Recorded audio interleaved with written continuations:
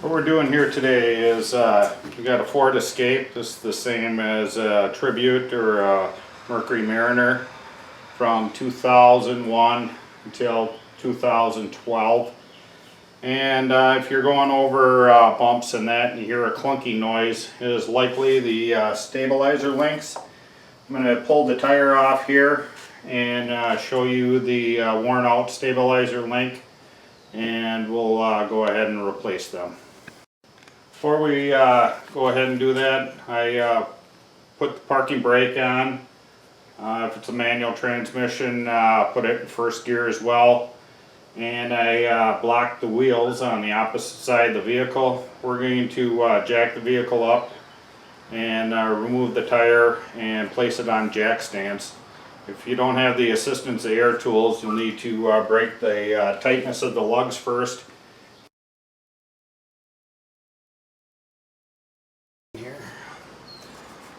Okay, as you can see, this can turn pretty freely here. It's pretty wore out.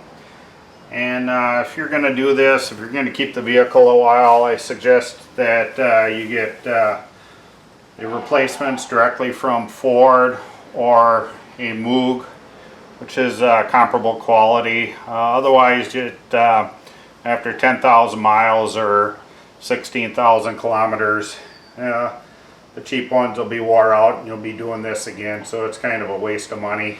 So what we'll do is there is a hex key in the middle here. We'll take and put that in there, and then take a wrench and then break that nut loose and remove them. Okay, it's a 15 millimeter on here and then a 5 millimeter. So we'll go ahead and remove that.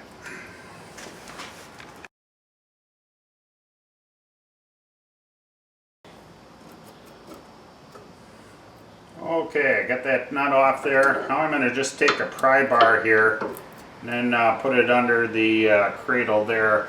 Push down on that and then push the top of the stabilizer link out. And I'm going to do the same on the bottom here. So what I got here is on the back side there, I got a 17 millimeter, and then I'm going to take a gear wrench and remove that at 15 millimeter. So you can see here there is a hex on the back here that you can slip a very thin wrench on and get to it. As you can see, these are pretty wore out. They should be pretty darn stiff, and that is our issue here, so we'll go ahead and replace this. Okay, I'm using a Moog replacement here.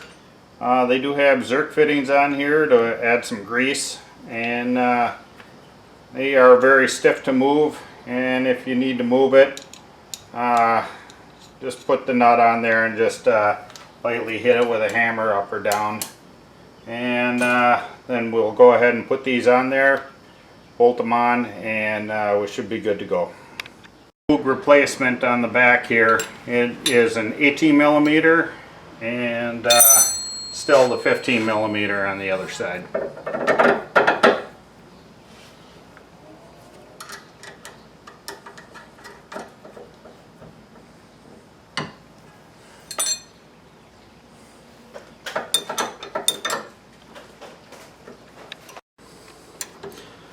Okay, got that tightened up. There is a torque spec on that, and it is 46 foot-pounds. Just it's probably pretty tough to get a torque wrench back there, but that one's done. Now we'll go ahead and do the top one here.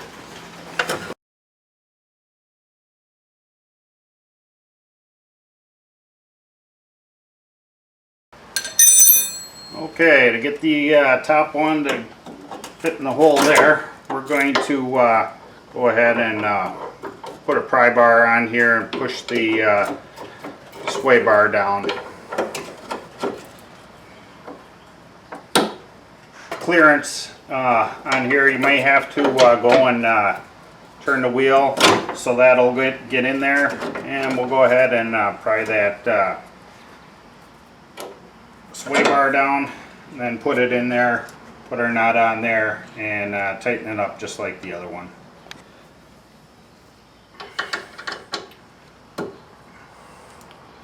Go ahead and give her a few shots of grease, and we can reinstall the tire, take it off the jack and jack stand, and do the other side.